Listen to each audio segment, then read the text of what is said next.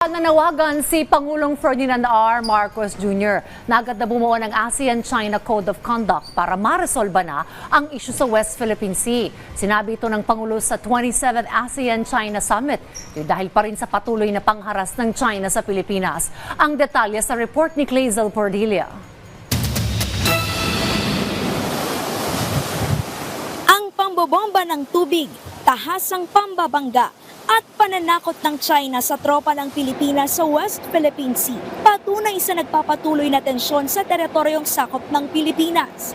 Ipinanawagan ni Pangulong Ferdinand R. Marcos Jr. ang mabilis na pagbuo ng ASEAN-China Code of Conduct para sa kapayapaan sa West Philippine Sea.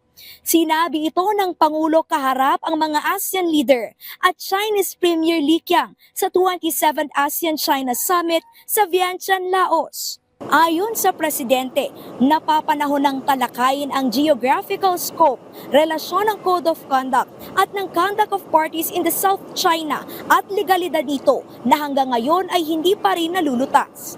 Makailang ulit nang nagdialogo ang Pilipinas at China pero patuloy ang karahasan ng China. Nalabagan niya sa United Nations Convention on the Law of the Sea at 1972 Convention on the International Regulations for Preventing Collisions at Sea. Dapat anyang maging seryoso sa pagresolba ng pagkakaiba upang humupa ang tensyon at gumawa ng mabilis na aksyon para mapigilan ang parehong pangyayari.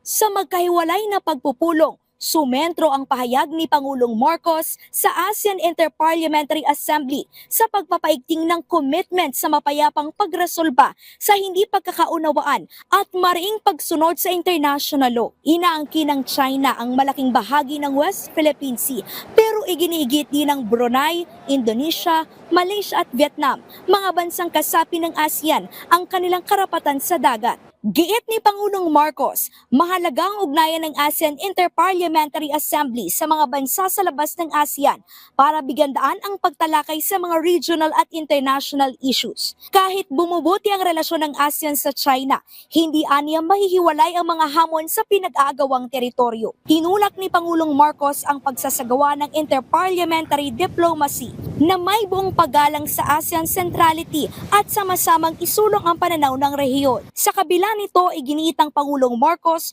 na nananatili ang commitment ng Pilipinas sa pagpapalalim sa relasyon ng ASEAN at China upang makamit ang pangmatagalang kapayapaan at kooperasyon.